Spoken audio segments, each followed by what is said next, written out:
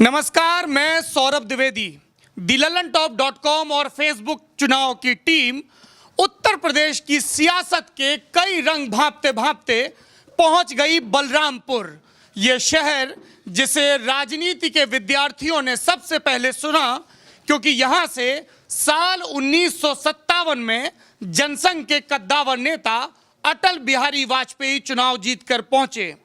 लोकसभा में तो पंडित जवाहरलाल नेहरू ने अटल की बहुत तारीफ की, लेकिन यह भी तय कर दिया कि अटल बिहारी दोबारा लोकसभा न आ सकें और साल 1962 में उन्होंने चुनाव लड़ने के लिए भेजा सुभद्रा जोशी को।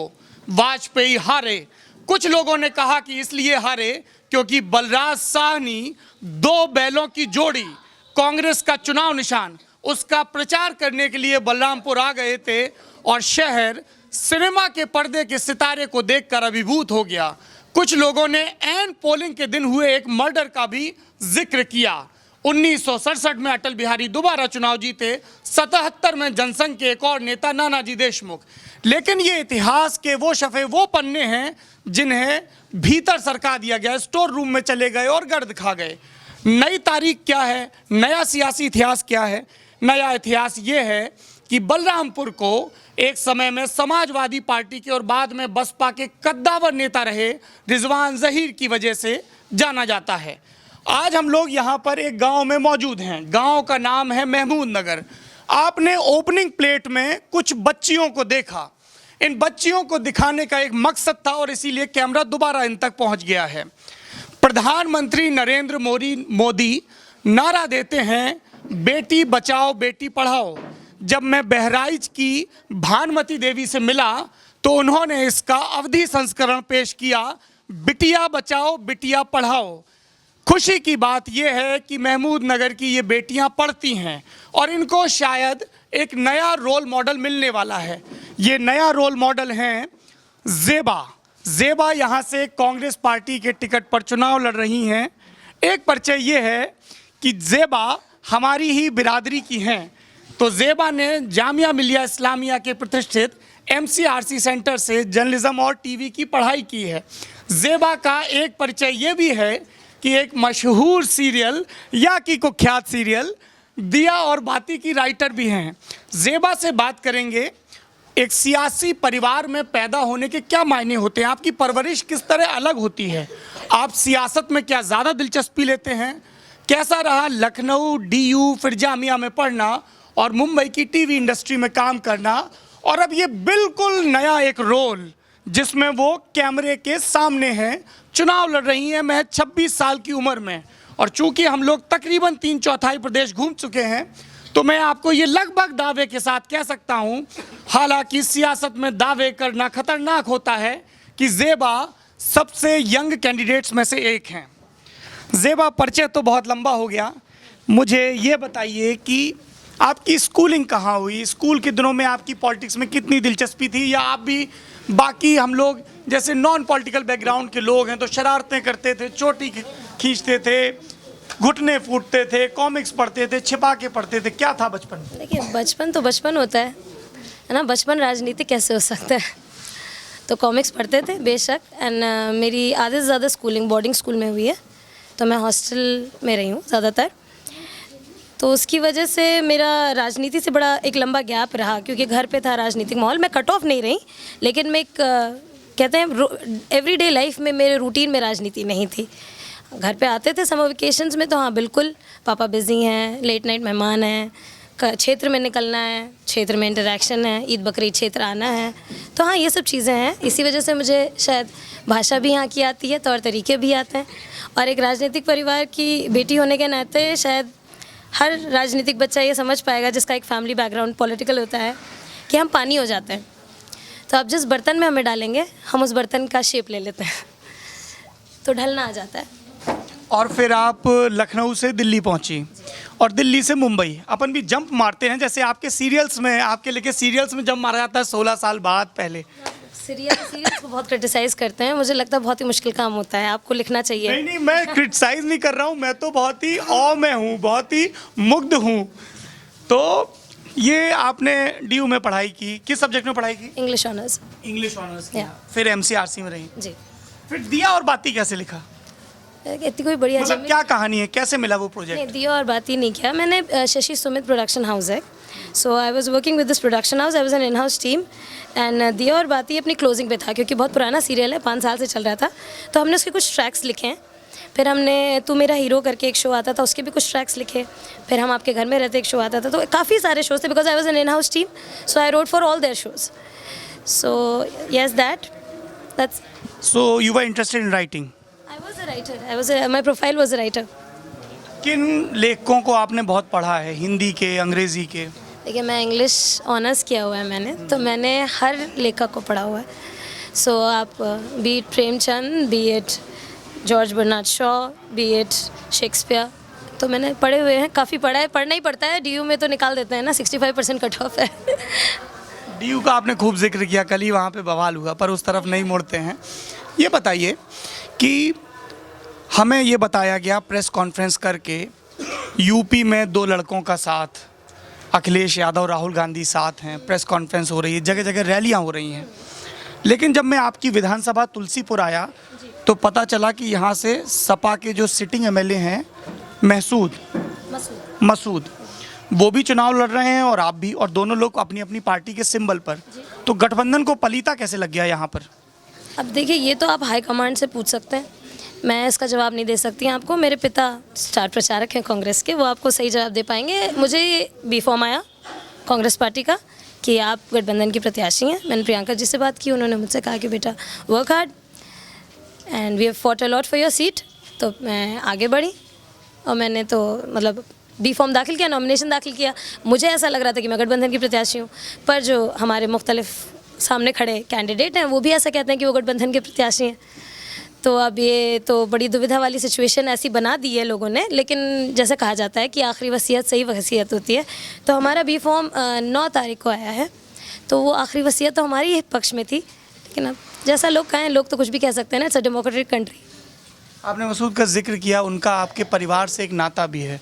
जब हम यहाँ पर आए और हमारी दिल्ली में बैठी टीम रिसर्च कर रही थी, तो हमें बताया गया कि वो पहले आपके परिवार से जुड़े थे और आपके वालिद ने ही उन्हें सियासत में एंट्री करवाई। क्या है कहानी, कैसे जुड़े थे, रास्ते कैसे अलग हो गए? अब ये तो आप उनसे पूछे। मैंने जैसा कि कहा कि मैं एक बोर्डिंग स्कूल में पढ़ रही थी, जब ये सब कुछ हुआ। और उसके पहले वो क्या आपके घर पे ही रहते थे, क्या था मामला? मेरे घर पे रहते थे, और मेरी मम्मी जो अब नहीं रहीं, उनको उन्होंने बहन बना रखा था, तो वो घर पे ही रहते थे। क्या बोलूँ मैं, घर पे रहते थे। उसके बाद फिर उनको विधायक बनाया गया और फिर उन्होंने रास्ते अलग कर लिए। तो मैं बहुत डिटेल में इस दुविधा को नहीं जानती हूँ, और मेरे पिताजी का नेचर भी नहीं है कि कॉन्फ्लिक्ट्स बच्चों से डिस्कस करें। तो उन्होंने हमसे कभी डिस्कस भी नहीं किया, ना वो किसी इंसान को हमारे सामने क्रिटिसाइज़ करते हैं, ये हमारी तरबियत में ही नहीं है। तो उन्होंने मुझे कभी नहीं बताया कि क्या परेशानी थी। लेकिन हाँ, उनको पिताजी बनाने वाले हैं, ये बात सच है, ये क्षेत्र के लोग बताएंगे आपको। और उन्होंने अपना रास्ता अलग कर लिया, ये भी क्षेत्र के लोग बताएंगे आपको। तो आप उन्हें क्या मामा बोलती थी? तो मामा से पर्चा दाखिल करने के बाद मुलाकात हुई कभी कचहरी में या प्रचार के दौरान? और मुझे लगता भी नहीं है कि वो मेरे सामने आएंगे। ऐसा क्यों, आपको ऐसा क्यों लगता है वो सामने नहीं आएंगे? क्योंकि मुझे ऐसा लगता है कि उन्हें कहीं ना कहीं इस बात की गिल्ट है कि वो मेरे सामने इलेक्शन लड़ने। देखिए, पिताजी ने इस क्षेत्र को बनाया था, उन्होंने उन्हें सियासत में उतारा था क्योंकि हम छोटे थे, और अब हम सियासत में वापस, अब हम इस लायक हो गए कि हम वापस संभाल सकते हैं अपने पिताजी का बनाया हुआ क्षेत्र। तो अब उन्हें नहीं आना चाहिए था सामने कायदे से, तो पर अब वो सामने हैं, तो उनकी टेक है। मुझे ऐसा लगता है कि अगर मैं उनकी अवस्था में होती तो शायद फेस ना कर पाती, इसलिए मुझे लगा कि वो फेस नहीं कर पाएंगे। पर वो उनके कॉल है, ऑब्वियसली वो फेस करना चाहते हैं कि नहीं। ये बताइए, जैसे हम लोग यहाँ पर आ रहे थे, सड़कों की हालत बहुत ख़राब है। कांग्रेस के कैंडिडेट हों या समाजवादी पार्टी के, 5 साल के काम के नाम पर वोट मांग रहे हैं, जहाँ तक मेरी राजनीतिक समझ है। लेकिन यहाँ तो कतई काम नहीं दिख रहा है। नहर है वो अधूरी पड़ी है जो रास्ते में पड़ती है, और सड़कें बहुत ख़राब हैं। तो आप किस बात पर वोट मांग रहे हैं, आपका एजेंडा क्या है? देखिए, यहाँ की हालत जो है ये पिछले 15 सालों में हुई है। मेरे पिताजी को कुर्सी पे आए हुए 15 साल हो गए, और आज भी मैं जिस गांव में घुसती हूँ या जिस भी क्षेत्र के हिस्से में घुसती हूँ, जो सड़क बनी हुई है उस पर लोग कहते हैं बिटिया ये आपके पिताजी की बनवाई सड़क है, उसके बाद कोई झांकने नहीं आया। नल गड़े हैं अगर, तो उनमें रीबोरिंग नहीं करवा पा रहे हैं लोग। मेरे पिताजी ज़िला पंचायत अध्यक्ष भी थे, तो मतलब उन्होंने नहीं लड़ा था, मेरी मम्मी को लड़ाया था। तो उस दौरान उन्होंने एक स्कूल बनवाया था बच्चियों के लिए, कस्तूरबा के पीछे तुलसीपुर में। फिर ज़िला पंचायत की सीट चली गई हमारे हाथ से। तो आज तक टीचर्स की पोस्टिंग नहीं हुई है स्कूल में। तो जहाँ मेरे पिताजी ने काम रोक दिया था, यहाँ तक कि जिन सड़कों पे उन्होंने गिट्टी डलवाई थी उन पे तारकोल भी नहीं पड़ा है। और ये बातें मैं नहीं कह रही, आप क्षेत्र के लोगों से पूछ सकते हैं। तो ये बातें तो मुझे यहाँ आकर पता चली जब मैंने देखा। तो उन कामों को अधूरा करने, जो अधूरे काम है उन्हें पूरा करने आई हूँ मैं। और बहुत सारी ऐसी चीज़ें हैं जो शायद आपको क्षेत्र के लोग ज़्यादा अच्छे से बता पाएंगे। ज़ेबा अपने पिता रिजवान ज़हीर का जिक्र कर रही हैं। 1989 में जब सूबे में जनता दल की भी लहर थी और राम जन्मभूमि का आंदोलन भी अपने शुरुआती उफान पर था, तब वो पहली मर्तबा यहाँ से निर्दलीय विधायक जीते थे तुलसीपुर से। 1991 में वो भाजपा के कमलेश कुमार से हारे। 1993 और 96 में जीते और उसके बाद साल 1998 में वो पहली बार लोकसभा के सांसद बने बलरामपुर से। 1999 में दोबारा। उसके बाद से वो 3 लोकसभा हारे हैं, एक बार यहाँ से और 9 और 14 में श्रावस्ती से। उसी का ज़ेबा जिक्र कर रही हैं। एक बात बताइए, आपको तो तैयार भी हो गया होगा ये जवाब, पर रवायत है और दर्शकों को ये ना लगे कि साहब हम पेशा रहे हैं तो सवाल नहीं पूछा।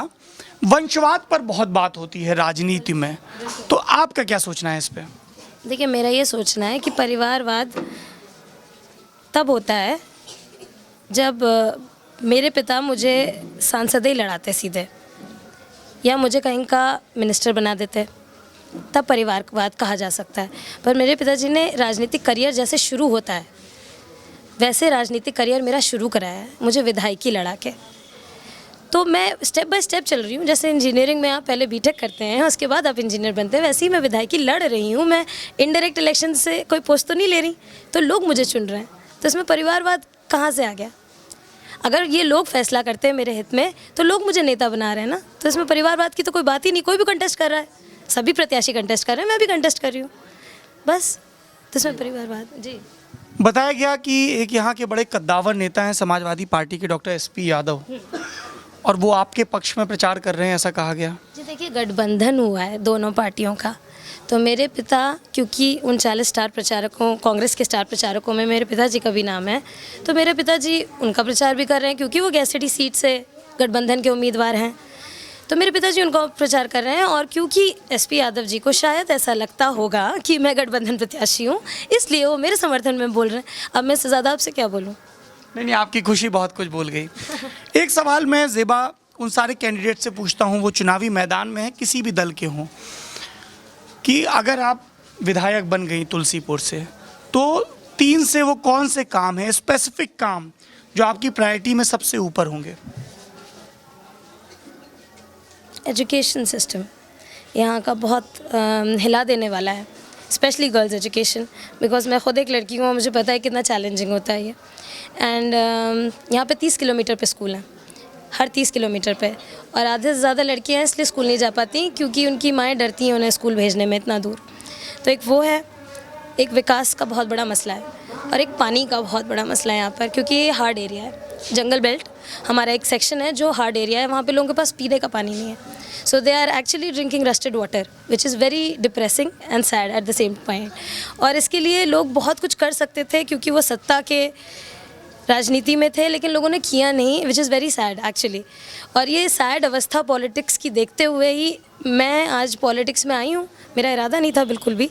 जैसा कि आप जानते हैं, हम as a media person we sit outside and criticise कि ये सिस्टम के साथ गड़बड़ है, but none of us have the courage to really jump into it and set it right. I've taken the step and I know it's a difficult path, पर मैं कोशिश कर रही हूँ कि मैं जितने अच्छे से, जितनी ईमानदारी से इस फ़र्ज़ को निभा पाऊँ, और जितनी कुछ थोड़ा बहुत जो कर पाऊँ अपनी तरफ से, वो मैं करूँ। अभी आपको सियासत में आए कुछ ही महीने हुए हैं, राइट? महीने, हाँ बिल्कुल, 1 महीना। 1 महीना हुआ है, लेकिन चूंकि अब आप सियासत में आ गई हैं, और जो चुनाव लड़ जाए वो नेता बन जाता है। तो आपसे ये सवाल भी पूछा जाएगा जो मैं पूछने जा रहा हूँ, कि एक वक्त था जब कांग्रेस को सबसे मजबूत पार्टी माना जाता था। वो लखनऊ में भी सत्ता में थी और दिल्ली में भी। 1989 वो साल था जब नारायण दत्त तिवारी CM थे और कांग्रेस ने सत्ता गंवाई, और उसके बाद से कांग्रेस लगातार कमज़ोर हो रही है। 96 में बसपा से गठबंधन के बावजूद, और अब सपा से। अब चूंकि आप नेता हो गई हैं, तो आपसे ये सवाल पूछा जाएगा कि आपके हिसाब से कांग्रेस कमज़ोर क्यों हुई सूबे में? देखिए, कांग्रेस सूबे में कमज़ोर क्यों हुई, ये तो आपने बड़ा राजनीतिक सवाल किया है मुझसे। अब आप राजनेता हैं। नहीं, मैं बार बार ये बात कहती हूँ कि अगर ऐसे होते हैं नेता, तो मैं नेता बिल्कुल नहीं हूँ, मैं समाज सेवक हूँ। और जहन में तो आता फिर भी होगा। बिल्कुल बिल्कुल मैं सवाल का जवाब दूंगी आपके कि मुझे ऐसा लगता है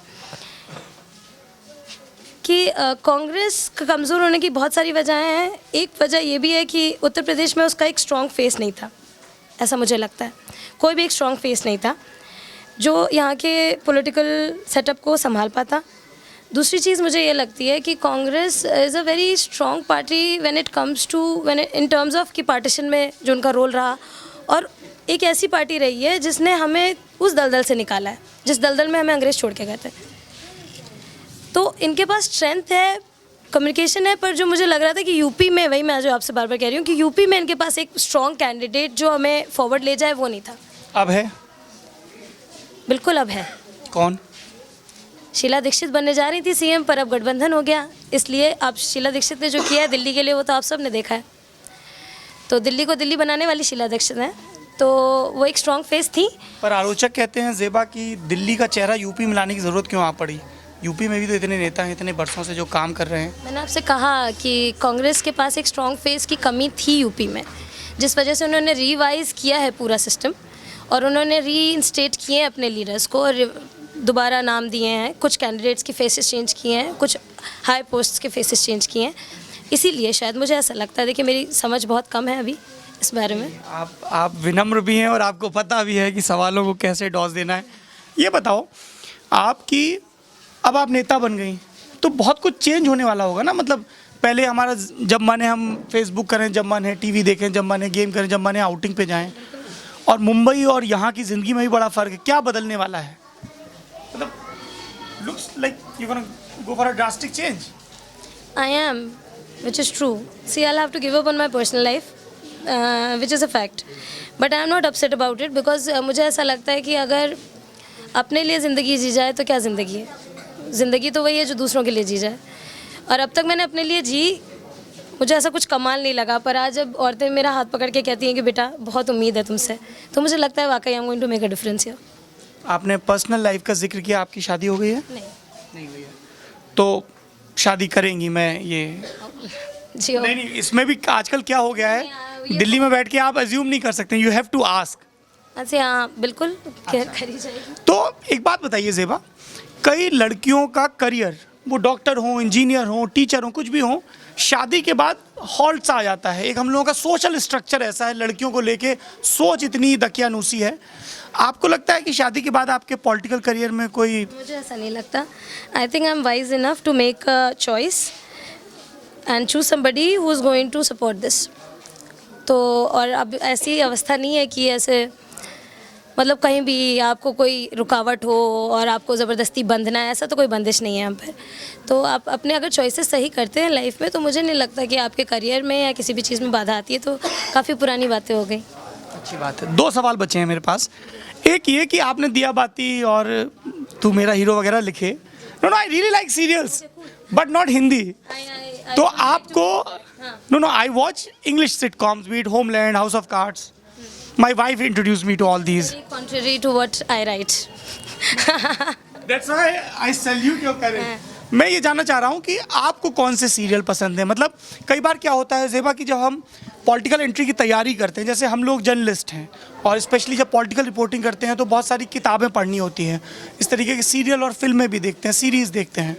तो आप ये जानना चाहते हैं कि मैंने अपना होमवर्क किया है कि नहीं? नहीं, कैसे किया है कि नहीं? मैं कोई उसमें जज नहीं हूँ, ये जज आपके इर्द गिर्द खड़ी जनता है। तैयारी क्या रही? मतलब पापा ने बुलाया, पढ़ो, ये करो? वही जैसे मैंने आपसे कहा कि एक राजनीतिक परिवार की बेटी होने की वजह से हम पानी हो जाते हैं, तो हमें किस हालात में कैसे रहना है उसके लिए होमवर्क करने की ज़रूरत नहीं होती। स्पीच वगैरह? I am an English honour student तो हमने लिखी भी है, and I am a writer.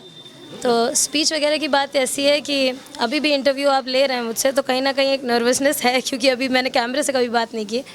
लेकिन I am trying my level best and I think मैं कड़ गई हूँ। लोगों ने स्पीच सुनी है मेरी, वो बताएंगे आपको कि मैं ठीक ठाक बोल लेती हूँ।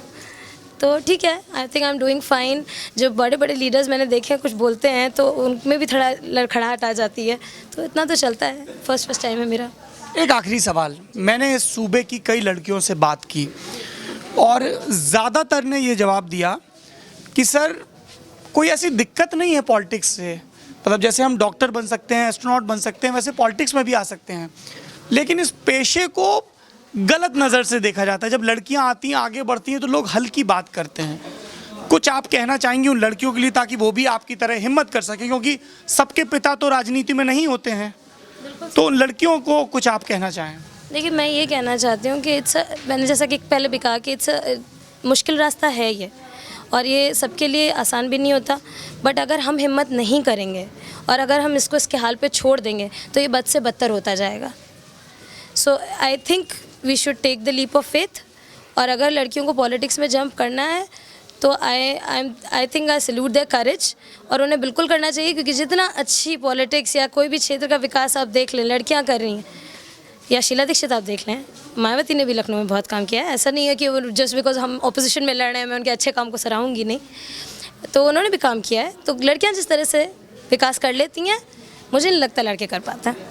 अरसे बाद मैं किसी कांग्रेस के नेता के मुंह से मायावती की तारीफ सुन रहा हूँ और मुझे अच्छा लग रहा है। इतनी देखिए, ऐसा कुछ भी नहीं है, हमें आई परवरिश ऐसे हुई है कि बेटा सही को सही कहो, गलत को गलत कहो, और हम इसी पे बने रहेंगे। भाई, राजनीति अपनी जगह पर है और जो काम सही लोग करते हैं वो सही कहना चाहिए। यहाँ पे आपके कुछ जो विरोधी हैं, दूसरे दलों के लोग, वो ये कह रहे हैं कि साहब ये तो लखनऊ, दिल्ली, मुंबई रही हैं, ये तो कभी यहाँ रही नहीं है, तो ये चुनाव के बाद फिर चली जाएंगी। अच्छा, तो उनके लिए मैं ये कहना चाहूँगी कि ये सवाल आपका एक पत्रकार ने भी मुझसे किया था कि आप तो कॉन्वेंट स्कूल की पढ़ी हुई हैं, आप इन गड्ढे रोडों में कैसे घूम रही हैं? मैं कोई गलतफहमी इसलिए नहीं पाले हूँ कॉन्वेंट स्कूलों के बारे में, क्योंकि मेरी पत्नी कॉन्वेंट की पढ़ी हुई हैं और वो जब मेरे गांव जाती हैं तो माँ के बगल में बैठ जाती हैं, काम कराने लगती हैं। तो कॉन्वेंट की लड़कियों के बारे में ये कुछ स्टीरियोटाइप्स है। मैं कह रहा हूँ कि आपके पॉलिटिकल अपोनेंट्स कह रहे हैं, क्योंकि कई ऐसी सीटें हैं जिन पर वीआईपी सो कॉल्ड, उन्हीं के शब्दों में, लड़ने आते हैं और फिर चले जाते हैं।